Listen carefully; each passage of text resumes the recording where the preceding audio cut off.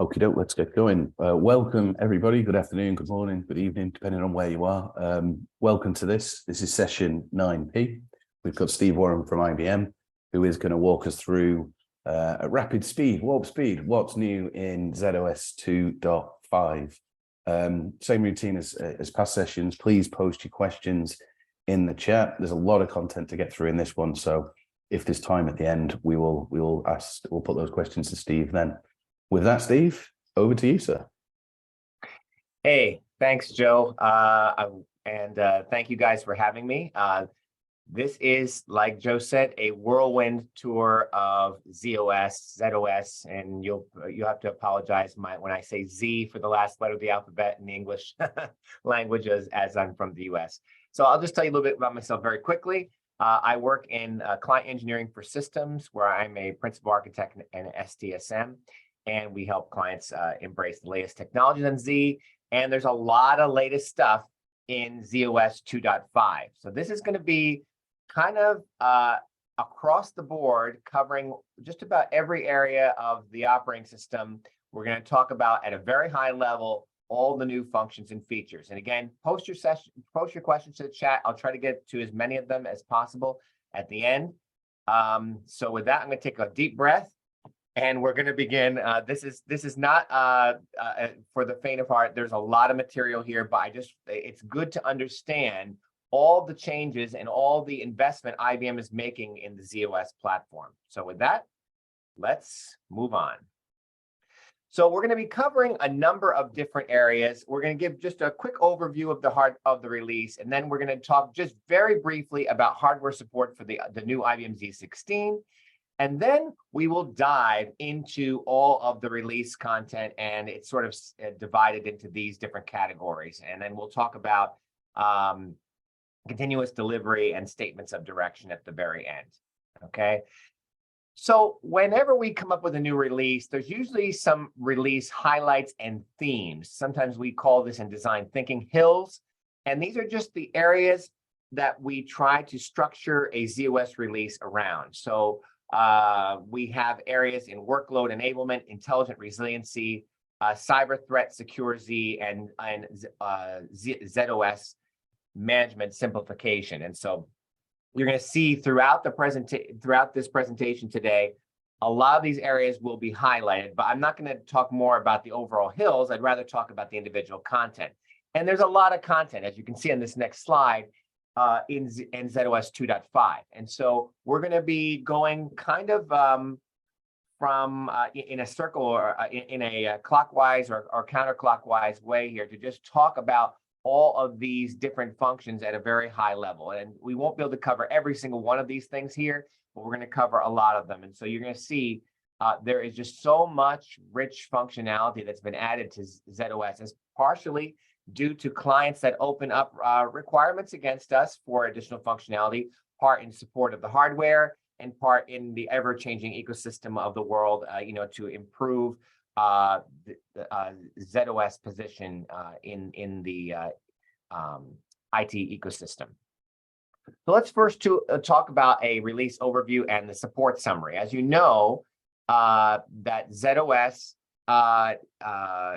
comes in odd and even years. Basically, in odd years, in September, they deliver their functionality. And so we delivered in GA zOS 2.5 back in, a while ago. And so now what's going to happen is that zOS 2.5 will eventually end service, and that's quite a few years from now, but it's in 2026. And you can see what's currently supported, of course, is 2.4 and 2.5. Please note there's a couple things here. One is that this is the last release of zOS that will include JES 3. So for JES 3 clients, they can either consider migrating to JES 2 or to use one of a vendor offering that can replace the JES 3. Also, bulk data transfer is also a way to copy a data set to another data set that to support is also being removed after zOS 2.5. These have been statements of directions for a long time. We're not just springing this on you, but I just wanted to point that out. Okay, so that was just a quick overview of the release. Now let's dive into some of the functions and features. And let's first start off with the hardware support.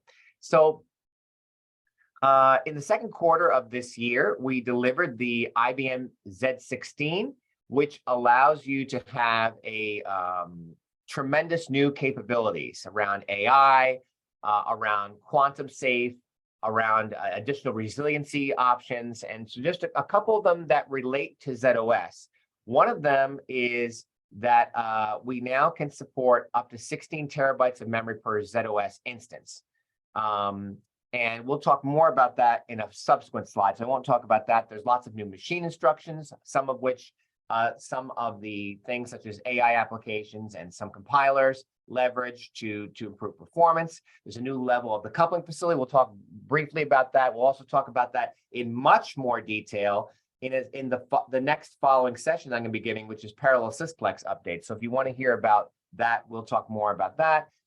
There's a new flexible capacity option that allows you to have another kind of OOCOD record that you can now allow and move and stay capabilities, which allow you to basically transfer a set of capacity over to another data center, for example, and leave it there for an extended period of time. A little different than the CBU model that we have there. That's introduced in the Z16.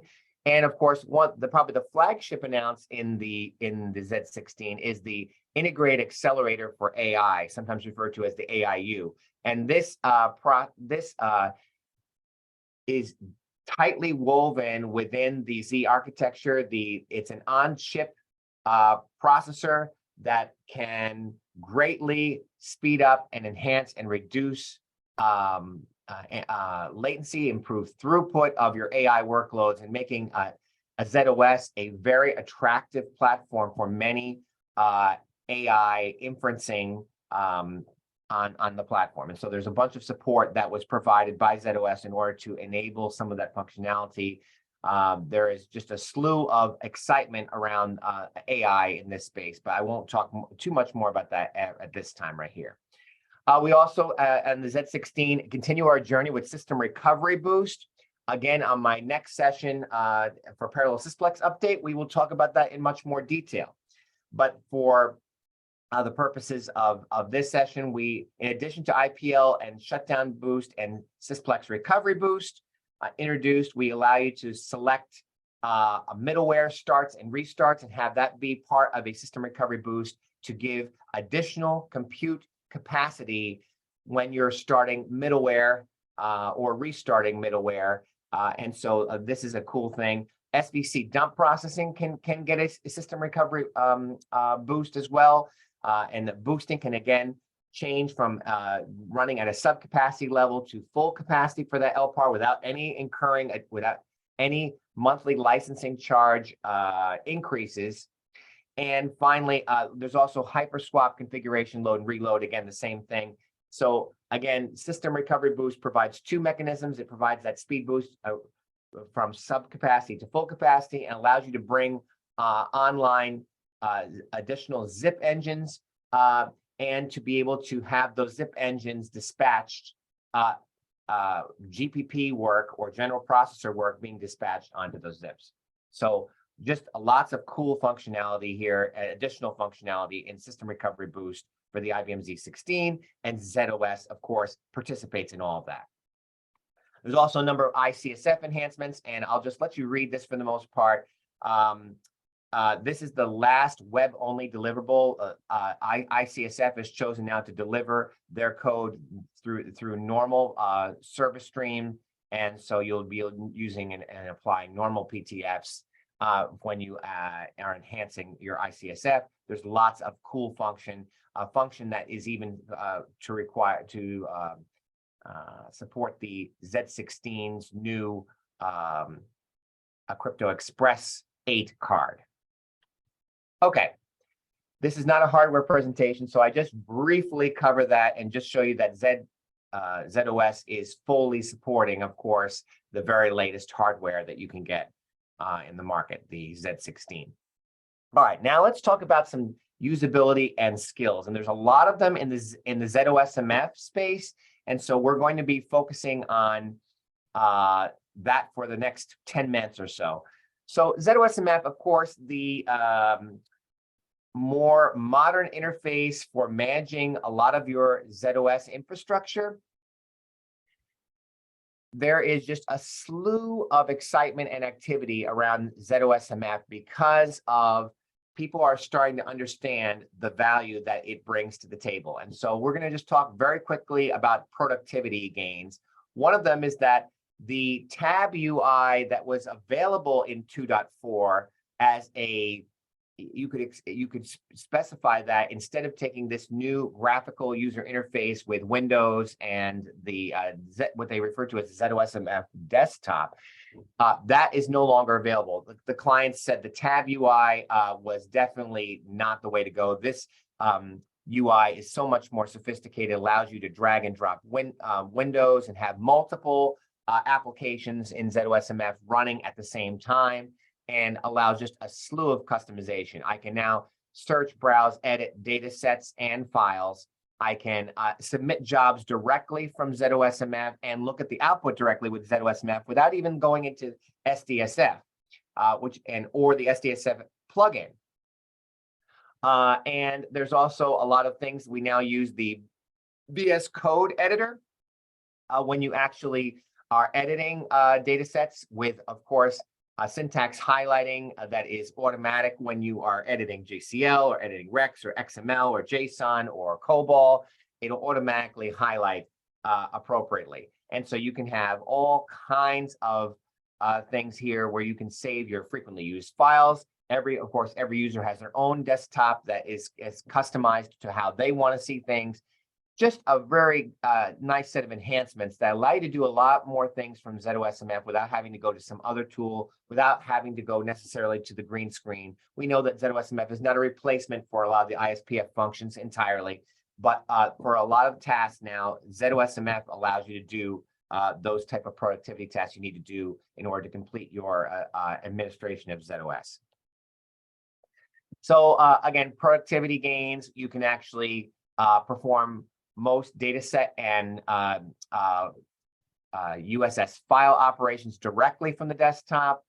You can change file permissions, for example, update attributes for files. Lots of functionality here in this space. I'm just going to go right here and just continue on with a lot of the functions that have been provided in zOS. The instant log support now for HTTP and HTTPS. So PDUU, of course, is a utility that we use to transmit in parallel a dump and break it up into chunks and send it for a much faster transfer. And now that can leverage HTTP and HTTPS. And so that's available. That's been available for a little bit now for more than a year. We also have the data set and file compare. You can actually bring up an old version and a new version of a data set and compare them directly. You don't have to launch another tool to do that, or to go into and use some of the ISPF compare utilities for that. Something very recent that just came out just in the last quarter is from the desktop. Now I can easily upload and download files to my desktop without really worrying about the ASCII or EBCDIC considerations or carriage and line feed differences between the different platforms. So this really gives you a way to really effectively download and upload things in a very quick way. Okay, so more things. So we have the zOS more granular configuration. What this simply means is that I can enable most services using the standard system services UI. And this makes it easier to be able to turn things on and off without having to edit parmline. And so there's another services tab that makes things a lot easier. One of the big things that clients complained about many years ago was if I have a very small zOS footprint, zOS startup time was significant and also consumed a lot of CPU.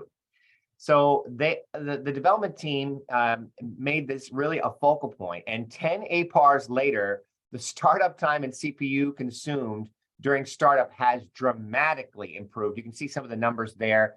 30% elapsed time improvement, 48% less CPU time, And of course, your mileage may vary, but this is just a really phenomenal thing. Another thing in zOSMF was the ability to have more things being done dynamically. As zOSMF is more integral to what a lot of people do in their day-to-day jobs, the ability to make configuration changes in a dynamic fashion was more important. So new operator commands, set IZU one word, which allows you to actually make the actual configuration change directly on the command line, versus set space IZU, which allows you to go into the BPX PRMXX ParmLive member, make the change, and then pull in that change from ParmLive. So both of those functions are available, very similar to how many other components have the dual commands there. RMM has some additional functionality as well. I'll let you read that there. They've had this plugin for RMM, continues a journey of providing more and more features and functions. One of the big things in zOSMF configuration is to get the security right. Of course, this being a gateway into zOS, we need to have a way of locking it down. And by default, when you start zOSMF, you can't do anything. And of course, that's for good reason, because we don't want folks doing stuff to the system without our knowledge. And so one of the big things, though, is to get the security definitions right. And so this has been around for a while, the Security Configuration Assistant, which allows you to have a graphical view for an individual user or for a group, and to find out what authorities they have. If you're a security admin, you can look up other users and what their authorities are to the various plugins and various things you have installed in zOSMF. We've taken a lot of functionality and added this to the Security Configuration Assistant. So now, even external applications can leverage zOSMF. If you see on the top screen of the screenshot, you see imported products. Those imported products can leverage zOSMF Security Configuration Assistant to validate the security definitions for things other than zOSMF. So they just said, we like this interface so much that we'd like to have other products to be able to use this as well. So to start off, DSS and HSM have leveraged this functionality. It's easy for you to add your own via a simple JSON file to basically set up the rules of how zOSMF should govern and show what authorities you have. In addition, you'll notice a lot of new REST APIs are provided in zOSMF, and this is the first one we'll talk about. But REST APIs really are going to enable for Ansible, other automated solutions to be able to programmatically do some of the things that you could do from the UI in the browser, but now to be able to do this in a more dynamic and controlled fashion. And so we have the validation REST APIs. I'm now able to validate security authorizations by calling the REST API. Very cool. This new support to create and fix new things. This is really, really, really cool.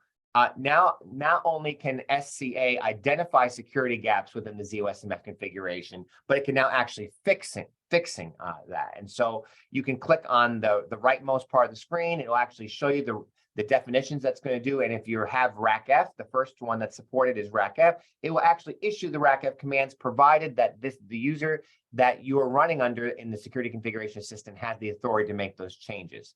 So very, very cool. And last but not least, just introduced very recently, is something called line mode Security Configuration Assistant support, which basically allows you to verify that the very core of the operating system, the nucleus and the security configuration itself, have the proper security definitions. So you can submit this from a modifiable job that's provided in SampLive, so that you can actually verify the configuration of the very core and the security configuration itself. Some people said, well, the security configuration assistant is great, but what happens if I'm just starting my install and I don't have the security configuration assistant? How can I validate security definitions? And so we provide this line mode that allows you to do that. On the journey of zOSMF Sysplex management, we've gone through a number of iterations with Sysplex management. We've done first a display of the Sysplex configuration, allows you to graphically view all the things in the Sysplex, whether it's coupled data sets, zOS members in the sysplex, coupling facility, structures, all of that can be graphically viewed. Then later we allowed you to modify that configuration and be able to do things like structure rebuild and reallocate and couple data set management and many other things. Now we've upped the game by providing a comprehensive CFRM policy editor. And we'll talk more about this in the session to follow with Parallel Sysplex update. But in essence, what this allows you to do is to a total replacement for the IXC MIAPU batch utility that was used to make modifications to this. And instead now I'm able to edit the administrative policies, to be able to activate the policies with a lot more syntax checking than before. I have best practices are in there. I can do things I can't even do with the batch utility, such as doing bulk copy of structures, bulk increasing and decreasing of structure sizes, bulk copying of structures, all kinds of cool functionality. You can use the IXC MIAPU batch utility interchangeably, of course, but this we think is a very useful thing. Once you start using, you'll say, wow, this is pretty slick. I don't have to remember syntax. I don't have to remember a lot of other things. It's all guided experience. We also provide, again, like everything else, a REST API interface that allows you to actually copy, rename, delete, and change the CFRM policy via REST API. We allow you to import and export the policy data in a number of different fashions. We allow you to do side-by-side comparisons. We allow you to export your policy into a CSV format, so you can have, for reporting purposes, all kinds of cool functionality here. I really encourage you to check it out. And if you want more information about this, please come in just half an hour after this session ends, and we'll talk more about it in the Parallel Sysplex update in detail, including screenshots.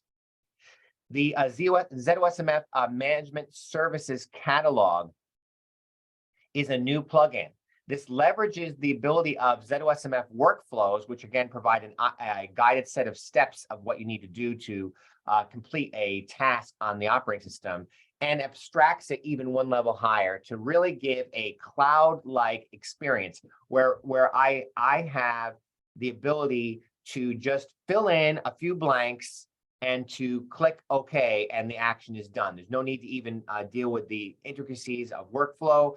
There's, in other words, the idea is that I can take my institutionalized knowledge of a certain task I need to do in my system, and to automate it and make it available for a set of users that I give control to be able to do those type of tasks. An initial set of services is provided, and this is just really great functionality. There's an entire content solution page that you can look at the bottom here to get more information about this. And again, just trying to take that institutional knowledge that you have, your experienced system programmers have, and to codify it such that we can now have it, and codifying it in a way that provides easy interaction. I mean, there can't be any easier way than just having a simple set of fields I fill in and say, do it, and jobs and whatever workflows that are backing this management services catalog will be invoked. A extremely important one on this one, if I could have flashing lights, I would do it right here. For those folks that are going to install zOSMF 2.5 or higher using Server Pack, the only option that you have to install is via zOSMF software management. And so this has been a statement of direction for a long time. This replaces the ISPF custom pack dialogues and provides a very comprehensive solution for to be able to install your zOS or other middleware products that are part of Server Pack, such as IMS, DB2, Kix, MQ, and other program products. CVPDO still remains the same, but just a couple other things that are provided in the software management space. So as part of installing zOS 2.5, a software installer could, for example, choose to create a new master catalog. In this when you do this, a temporary catalog alias and dataset aliases are created to allow the driving system to refer to the target system datasets to the driving system's catalog, right? However, most software installers don't really like to keep those temporary aliases all around for very long. It's labor intensive and error prone. And so therefore, software management is designed now to remove those temporary catalog aliases with a new temporary, remove temporary catalog alias wizard that allow you to do that. In addition, we also provide REST APIs delivered also in the fourth quarter to run some of the cool reports that you can run in software management, such as missing critical updates, missing fixed cat updates, and software update search. So all those things are now available via REST API. You can see there's a theme here. A lot of things are available in both a UI fashion as well as in an automated fashion that can be driven by such tools as Ansible. zOSMF software update task has been has some really cool functionality that you can use in parallel with your traditional way of applying service. So there's 3 types of maintenance that it supports: corrective service, aka an individual APAR or PTF, recommended using like an RSU source ID, for example, or functional, for example, a particular fixed cat. So using zOSMF software update task, I'm able to now install software via zOSMF. It deals with things like plus holds and a whole bunch of other stuff. And so there's a link in this page that you can click on to get more information about zOSMF software update. Another thing that's very important is when you upgrade from one release to another. As we've delivered in the past, we provide in zOSMF an upgrade workflow that allows you to upgrade from 2.3 to 2.5 or 2.4 to 2.5. That used to be you'd have to get that upgrade workflow and install it, and you get it through GitHub. No longer. It's part of the install and actually is by default installed in the user LPP BCP upgrade directory. It's part of and serviced with zOS. In addition, the Z16 and Z15 are also serviced with zOS. So if you're upgrading to that, you can use the workflows and they're just built in for you to upgrade. We recommend that you become familiar with zOSMF workflows and take advantage of all the benefits, such as not having you skip over sections of things that you don't have installed. For example, if I'm a Jez 2 client, there's a Jez 3 section. It will detect that you don't have Jez 3 installed and will automatically not ask you about those actions that you need to do for Jez 3. Again, there's no migration book anymore. We recommend that you use the upgrade workflow instead of using any publication. But if you really are hell-bent on using a publication, there is an export format of the upgrade workflow that is available on IBM documentation. I will say it's not as pretty as a normal documentation because it's just an exported document and exported workflow into that document. But it is out there for your use. In addition, we have zOSMF instant log support that now supports case numbers. We can also provide Swagger support. So all the zOSMF REST APIs also follow the Open API specifications that allow me to test out the API using on the right-hand side here, for example, all the different functions I can do with a particular REST API. I can test them out ahead of time to make sure I understand the interface before I actually codify that in my application that is going to be issuing the REST API. We now provide a API that allows you to change a zOS user's password or passphrase. Some clients have said, you know what, I don't want an individual user to be able to have to customize their ISPF application settings. So can you provide us some global settings for the ISPF application? So you can, of course, use ISPF inside of zOSMF. It's not probably my choice to use that particular application, but if you do, there is settings that you can specify here at a global level for all users that are using that. You can also, there are a bunch of storage management REST APIs. So now, for example, zOSMF now provides REST APIs to add volumes to an SMS storage group, things of that nature. There's also updates to the rest of file and data set APIs. And so for example, I can allocate like another data set and I can handle carriage returns automatically. We support for international characters. We support for adding and removing USS symbolic links. In the area of file and data set compression, this is out for quite a while now. zOSMF supports sending responses compressed. So when they make a request and they say that they accept gzip in their request header, the zOSMF will download this. This can have a huge performance benefit of sending compressed data instead of sending an uncompressed data. So for very long or very slow links, this can be a real big benefit. A request queuing, there's a new IBM session limit wait, which allows you to how long do you want to wait before a TSO address space that zOSMF might need to use is available, and the number of those TSO sessions has been bumped up to 99. We also now support a REST API to retrieve syslog entries. Again, you can do it based on timestamps, so this is really cool. There's a REST API for system symbols that allow you to retrieve all the current values of the zOSMF. The zOS system symbols. Again, the REST jobs API updates. So the REST jobs API that previously supported notification of job completion is now enhanced to support a more granular notification. So these notifications can now be sent via HTTP when a job is submitted or starting to begin execution. So this is designed to make it easier for an external tool to monitor a job's lifecycle, such as in a development pipeline. So again, just really cool updates in this space. zOSMF workflow, probably the most popular plugin or task in zOSMF, has a ton of new functionality here.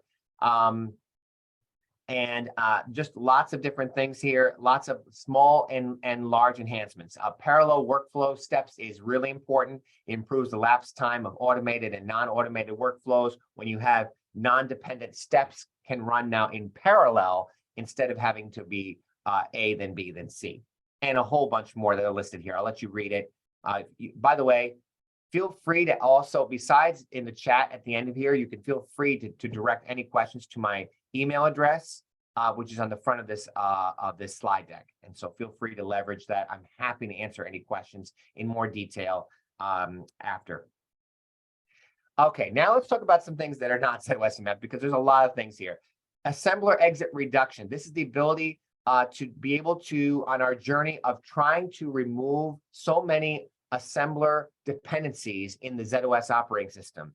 And these assembler exits that allow us to modify the behavior of JES2, for example, we have now the ability to specify this via simple JSON like syntax. And so you can see an example here of a pre-conversion policy that we've modified here. Instead of writing it in assembler, it's now written in simple JSON format. These are very cool. You can dynamically enable these functions via the $policy import command to basically take a JSON definition I made and to then import it. In addition, we provided C headers for SMF records generated by zOS. So again, to try to eliminate the assembler dependencies, we now have a lot more headers that are now in C format. At least it's allowing you to code in the C programming language as well. A big item in the second quarter of 2022 is something called the dataset file system. This has gotten a lot of interest and excitement. This is the ability to allow clients to access traditional data sets from the zOS Unix space. So zOS Unix applications, whether it's from the shell or whether it's from some other application, can now reference data sets in a hierarchical format, which really gives a whole set of other things available at your fingertips. For example, I'm going to be able to SFTP a dump directly from zOS dump datasets to the network rather than having to copy the file and then SFTPing it. I can now grep data sets. I can now VI data sets or use, I can tar data sets. A whole slew of the possibilities are now open to leverage zOS Unix functions on traditional data sets. So see a lot more. There are some restrictions. For example, the data set can, for this first release, cannot be migrated. You have to know the type of data that's in the data set in order to use it under zOS Unix. But besides those few restrictions, there's just a whole slew of possible applications that can be derived from the dataset file system. All right, let's talk a little bit about scalability and performance. We talked about before that zOS memory limit is now above 4 terabytes. So we know that a that a traditional LPAR on the Z architecture supports for 16 terabytes. And now zOS can fully support 16 terabytes. That being said, the storage above the 4 terabyte line is delivered in fixed storage with 2 gigabyte frame sizes. So you have to use those frame sizes in order to exploit that over the 4 terabyte limit. So things like zOS container extensions and many others can sometimes need to have a very big footprint. And so we're now allowing a zOS LPAR to now be very large. So if you need to have a very large one, you can have it. Let's talk a little bit about this hyperlink statistics. You remember hyperlink is that low latency, short distance connection between IBM Z and a storage controller, and which basically allows the IO to be performed synchronously. So there's a lot of things in the monitoring of that in terms of Z hyperlink write statistics can now be monitored. We have new SMF fields to show more information about write failures. And we also have done a dramatic thing to improve log throughput. So now we support multi-volume data sets, which expands the Z hyperlink use cases for DB2 log data sets and IMS write ahead data sets.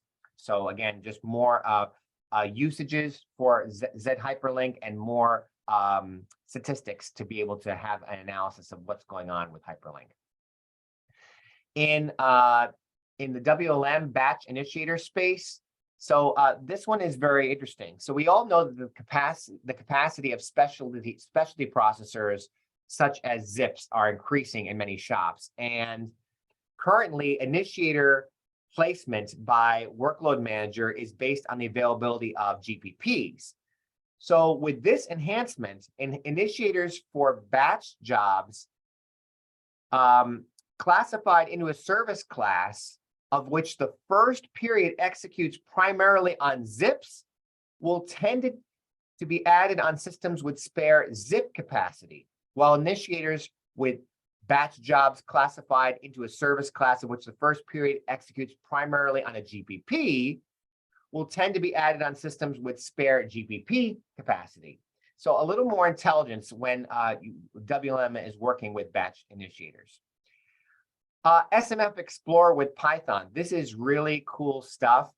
An SMF data access and analysis package leveraging Python is what this is all about. You can leverage the zOS data gatherer REST APIs to access the SMF data, and then use state-of-the-art data science or other relevant technologies such as Jupyter Notebooks to gather these invaluable insights. So a very modern way, I can extract through REST APIs the actual data, and then I can process that data via Python. And so this is really a cool functionality just delivered in the last quarter. Faster amount of ZFS file systems. I mean, a lot of guys, you may know that sometimes there's this 65-second wait quiesce period for a file system mount because the system does not know if that zOS file system is currently being used by another sysplex. And so it waits 65 seconds to see if another system might have it mounted. And now there's been code to say that basically eliminates that wait. JES2 memory improvements. So there is quite a bit of memory below the bar that now is as part of the virtual storage constraint relief efforts in JIS 2, another set of about 50 megabytes of memory that are below the bar have now been put above the bar, and again, just to provide constraint relief. This is a big one. Concurrently open data sets. As customers consolidate workloads, and DB2 encourages customers to put on one DB2 table per data set, the number of data sets that we need to have on our system goes up very dramatically. And sometimes the vSAN control blocks that are backing those DB2 entities, those control blocks reside below the bar. And so if we have enough data sets, we could actually end up with a virtual storage exhaustion below the bar. And so what we've done now is we can now allocate the SWB control blocks now above the bar. And so you have to specify that you want to be able to do that. There are some individual application updates that have to be done that to make sure that you can support 64-bit above. So of course, DB2 has exploited this particular functionality. And so again, you can specify SWA or ATB above the bar to choose your preference of where you want the SWBs to be allocated. And this is just a good constraint relief item. RMF has been restructured. So RMF, you used to get one big package, and now it's divided up into 3 pieces. The zOS data gatherer is actually part of the zOS base operating system. This collects performance measurements from the hardware and provides access to these metrics across the sysplex. And then the traditional RMF offering would be known as the RMF reporter, which will use the advanced, will collect the measurements to report statistics in tabular and graphical reports. And of course, if you buy the RMF reporter, you have availability to this new thing called the advanced data gatherer that is collecting SMF 70 through 78 records and access to the other data. And so you can order the advanced data gatherer without the RMF reporter, or you can order the RMF reporter and get the advanced data gatherer automatically. More flexibility in terms of options that you have for RMF. In addition to RMF, we've also provided a slew of additional support for the latest hardware and software releases. So whether it's system recovery boost, CF monopolization avoidance, new XCF transport class information, crypto, and additional health checks. All right, let's talk a little bit about availability. So in the availability space here, we have automatic restart manager, which allows you to support restarting the system task earlier. So it not just started tasks, you can also do system tasks and have ARM restart them. Coupling facility monopolization avoidance, I'm going to save that for my session in half an hour. We're going to talk about that in depth, which allows you to prevent a runaway sysplex application from monopolizing the coupling facility. There's been some updates here you can read for BPX Parm Live improvements. There's been several things in anomaly mitigation. In particular, PFA has been enhanced to detect performance degradation in new and inventive ways. Runtime diagnostics has been also updated, and it has a little bit more smarts and allows address spaces time to warm up before reporting a server health event. So things like this, again, improving anomaly mitigation. The catalog, zOS catalog has been enhanced. You can change the master catalog now without an IPL via the modify command, and I can also specify comments.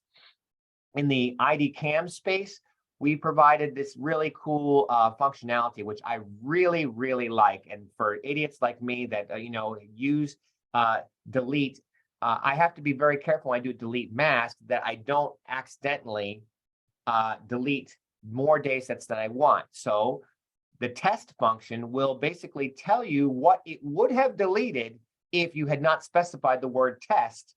And so it gives you an idea just to make sure that you're not deleting something you didn't want to do.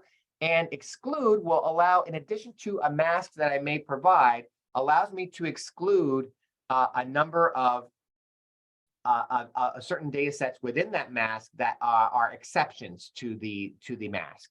So again, and you can specify some kind of a placeholder wildcards to be able to delete to specify that. And so some really cool capabilities in the IDCAM space. A very hot topic of late has been something called logical corruption protection and safeguarded copy with the DS8K. Again, this is the idea to prevent logical data corruption of your systems, whether it is intentional or unintentional. You have the ability now to have safeguarded copy, and so a new way of looking at protecting data. And so this is in conjunction with the IBM Cyber Vault solution, you can really have a way of preventing unwanted corruption of your data. All right, let's quickly go into systems management. So systems management, we have something called the zOS Change Tracker.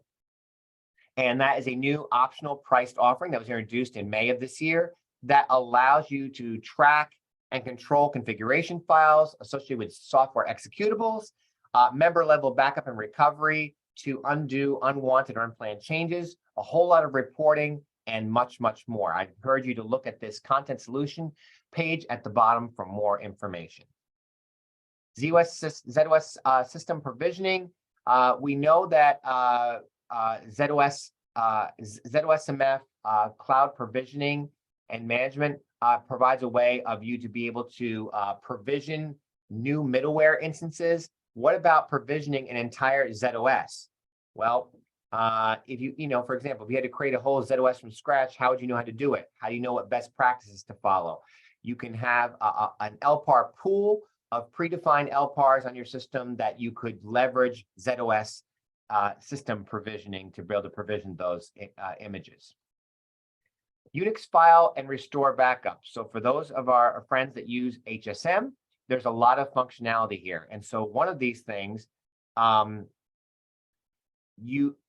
to these enhancements that were delivered, you could back up an entire file system and restore it, but to restore an individual file was not possible. And so now we actually allow you to support backing up individual files. That is a really big, cool functionality, not to have to back up the entire file system. In addition to that, I can choose to back up certain files with, again, with an exclude keyword that allows you to not back up certain things that have, for example, very temporary data that's uninteresting to preserve. And so this new file level backup with exclude allows you to exclude those. You can now also specify a file which contains the list of types of files that I want to exclude from the backup. So this is very useful rather than having a very, very long command line on your backds or hrecover commands. There's also now a file mode, which allows you to have multiple HSMs up, one that, for example, could be dedicated to traditional data sets, one that is dedicated to files. And so I now can segregate those if I wish to do so. I can also now recover Unix files to a new directory. So this is very useful if I don't know if the version that I currently have or the one that's backed up is the one that I want to keep. I don't want to overlay my current one. I want to put it in a new directory, so then I can do a file comparison, see which one I want to keep. So again, that capability is there via the new directory, -dir, or the -n directive on hrecover. We've done we've done a number of enhancements in the area of member generations, PDSC member generations. And one of the big things that was missing was the ability to copy all the generations via IEB copy. So previously, in order to copy all the generations of a particular PDSE, I had to do a dump of the PDSE and then a restore of the PDSE. A little clunky, when really we want to be able to do that via IEB copy or 3.3, for example, in ISPF. So now I can specify gens equals on my DD on my job for IEB copy, and specify either I want all the generations copied or none of the generations copied. And notice there are some restrictions with that, depending on if the target data set, for example, it does not have the capability to store as many generations as you've copied. etc. So there are some restrictions. See that, and this again was a big customer requirement. We had lots of votes on this one, and so just a testament to the fact that you open a requirement, a lot of people vote for it, we make the change. JES 2 has had additional enhancements in addition to that policy editor. We also have introduced it over recent years, spool compression and encryption. And so these, which is really cool, is that you can do all this stuff for free, because the zOS priced feature is not used, and so you're able to leverage this technology. And there's also some additional capabilities for additional job notification in conjunction with that zOS MF job enhancement that were delivered in the fourth quarter as well. Better administration for ZFSs. So now the change agger now supports wildcards. It didn't do before, and one that I love is this second bullet under better administration for ZFS is the ability to not suicide yourself and delete the root or across different file systems. I'll let you read the last two. SDSF has been enhanced. There's a ton of new features in SDSF supporting all the latest functionalities. I'm going to let you read that on your own. For example, to be able to specify system recovery boost functionality. In the area of transparent cloud tiering, again, the ability of you to be able to write out certain data sets out to the cloud or to a TS7700 without incurring any zOS software impacts, no impact to your GPP utilization and to your software licensing charges, because the communication is literally going out the back of the device, right, of the DSAK. So now we have expanded that to full volume dump support, and that the flash copy itself is actually being done completely within the DSAK, and so there is no zOS software licensing charges even for a full volume dump support. And so this is very, very, very cool. In addition to that, transparent cloud tiering has also allowed multi-cloud support. So by defining a bunch of different policies in my HSM, I can now determine, I can have now a hybrid of off-prem and on-prem, or S3 cloud and or TS7700s that are configured as an object store. All those can be targets of transparent cloud tiering. I can have up to 8 of them in my policy. So I can have certain types of data sets, service level agreements, of course, test versus production by security levels of data. I can segregate where I want to put that data and lots of different options. Cloud storage access for zOS allows you the ability to actually, from zOS, communicate with an S3 cloud provider, either on-prem or off-prem. And this is really, really cool. So Unix files, sequential files, PDS, PDSEs, GDG files all support this cloud storage access utility that is provided. And so I can copy things from a cloud object store into a data set, or vice versa. So very, very cool. In the application space, ZCX is probably one of the most exciting things in zOS 2.4, and we've had tons of customer requirements in this space saying we love it, but can you also do this? And so we've done lots of things about performance improvements. We support SIMD. Our zip eligibility is now 95% or more for workloads running on ZCX. We support 1 meg and 2 gig pages. We have constraint relief that you can have up to many more containers. We have constraint relief about you can now have up to 1 terabyte of memory for a single ZCX instance. The number of data and swap disks has been increased, etc. We also give you a trial with the ZCX for containers offering that allows you to have 90 days a trial without having to do anything else. We have the Container Hosting Foundation product, which allows you to have a monthly licensing charge on the Z14 or Z15 without having to have the hardware feature code. In Z16, this is the only choice. You need to use this if you want to use ZCX for containers. We support IP version 6 and the licensing metric tool, a whole bunch of stuff. One of the big things in the third quarter was the ability to support now NFS, persistent storage. So now Docker volumes can now be securely stored through via a zOS NFS server. We also support the WebSphere Hybrid Edition. That's supported on ZCX for OpenShift, and let's talk about that one a little more. Introduced in the first quarter of this year, we can now run an OpenShift cluster called ZCX Foundation for Red Hat OpenShift, and you can basically have an entire cluster of compute and control nodes co-located with my zOS workloads. Why would I do that? Again, for the ultra low latency, operational consistency, and having those applications exploit transparently zOS quality as a service. zOS containers is a statement of direction, and that statement of direction allows us to talk about the fact that eventually zOS workloads will now be able to be visualized as OCI containers. So stay tuned for more information about that. There are more improvements in ISPF in terms of for member generations. The zOS JSON parser has up to 50% performance improvements, as well as supporting comments.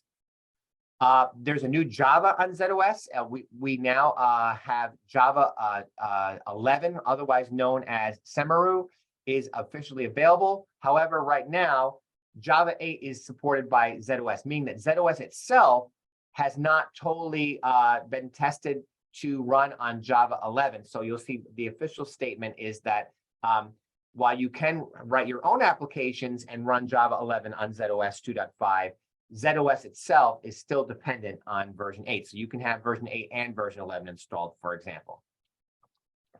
In the area of networking, we have ZERT, which is basically ability to visualize your security levels of network traffic, and not only visualize through several offerings that have been made in prior releases, but now in zOS 2.5 to be able to have something called policy-based enforcement, which I can take my P-agent rules, which I can define via zOSMF Network Configuration Assistant, for example, and I can actually now say I'm going to terminate the connection immediately. I'm going to put an audit SMF record. I can notify through messages. There's all kinds of options now when a security level of something that comes into zOS or leaves zOS does not meet my standards of what I'm asking for. I can actually take action, and it's very customizable. I can take action for certain types of connections and not for others, or I can take a different action depending on what the connection is. SMC version 2 now supports multi-IP subnets. If I have more than one subnet in my my data center, or even within a single CAC, I can now either run SMCD or SMCR, and both support now the idea of multiple area subnets. There's also notification of TCP/IP extended services, which some folks have said, you know, when the original message that says that TCP/IP is available, there's some other extended services that have not totally completed, such as Sysplex, DVIPA, IP security, and network policy initialization. So now we now have another message that'll come out that'll say, hey, everything, including the extended services, are now complete. Of course, you can now use automation to automate on that message. Or if you don't want to automate on that way, you can also, if you're an authorized program, receive a new ENF message that will tell you that that both the stack and extended services are initialized. There's also new VTM general information, such as the maximum number of SNA applications and sessions. It's now registered with the IBM Functional Registry for zOS. It gives you a better idea of the amount of SNA application workloads executing on zOS.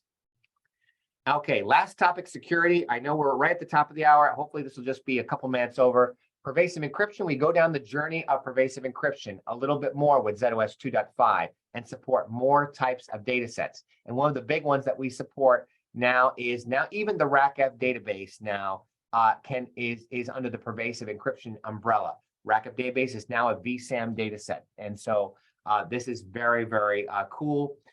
We have read-only archive key support. This is really an important technology that allows us to now archive a key. Any data that's encrypted with that old key can still be decrypted because that key is still in our archive, but we do not allow new data to be encrypted with that key. So this is just a way of preserving the old key, but not allowing its use on new stuff. Enhanced pass ticket support. So a pass ticket, again, as a refresher, is an authorized token that can be used in place of a RACF password. And so there's been lots of improvements to have a stronger and more robust pass ticket environment. This one is a really cool one, RACF support for restricted profile management. In today's world, again, there's a concerted effort and focus on limiting what damage an insider attack can cause. Currently, if a user has alter authority to a particular discrete profile, they have full authority to manage that profile, which means they can list, copy, and access, and list and copy the access lists, modify or delete the profiles, and a whole lot more. This functionality says just because you have alter authority doesn't mean you can do anything related to the profile. And so you can specify definitions that restrict what alter authority really means to only and to give true profile management only to a select number of users. There's some new RACF health checks that we're going to talk about that provide additional checks in addition to the current checks that RACF already provides. I'll let you read those for yourself. There's more granular control over FTP. So FTP now, I know you guys might not know that FTP allows you to actually do JES-like functionalities. And so we might not want to allow everyone to be able to do JES-like functions like submit jobs, for example. And so we can control which access via this new SAF resource who can do those JES functions. Data privacy for diagnostics has been out for a while, but just to reiterate, this is a very important function. The ability to obfuscate certain PII data in a dump is very important when you're giving that dump to a vendor. And so using data privacy for diagnostics, I can set up tags to basically define areas in my memory space that I know contain sensitive information. And it can data privacy for diagnostics will also use this new zOS diagnostics analyzer, which uses AI to determine other areas that needs to redact prior to doing the dump. And so this is kind of the flow that you would go through to generate a redacted dump that then you can send to your third-party vendor. The authorized code scanner is a price feature, allows you to make sure if you've authorized programs that they're following the rules and they're not introducing an integrity exposure, because of course with an integrity exposure comes is a disaster for authorized programs, because now that those programs can now somehow infiltrate the zOS operating system. And so this authorized code scanner allows you to evaluate PCs and supervisor calls in a very powerful way. A lot of vendors have already used this functionality. And last but not least, compliance support for zOS. As part of the security and compliance center that was introduced around the Z16 GA, but also goes back to the Z15, this new functionality is fully supported in zOS. So the security Security Compliance Center will send to zOS and saying, hey, I need to make sure that this zOS is PCI DSS compliant, and I need to be able to gather a slew of information. So zOS fully supports all of that and provides a way for that Security Compliance Center to give a report that can be understood by a auditor that doesn't know about Z in their terms of whether or not they're compliant or not. Whew, that was a lot of material. And even though I talked really fast, we're 4 minutes over. I'd like to just see what questions you may have. I can answer probably a couple of them right now. And then from there, I would encourage you to look on the first page of this presentation for my email. If you have any questions about anything that I talked about here, we can go into much more detail. But Joe, are there any questions? Yeah, it's all clear, Steve. So I think you're off the hook. We'll give it 20 seconds or so just to see if any pop up quickly. But yeah, thank you for that. We knew it was going to be a lot. Breathe. that was a lot to get through. So yeah, thanks. Appreciate it, Steve. Yeah, I'm really sorry about this. I know I've said many times before that at the end of the presentation, I'm not surprised if I see smoke coming out of some people's heads as they're trying to process all of this information. So the idea is to expose you to all of the functionality that's available in 2.5, and so that's kind of where we're going with that.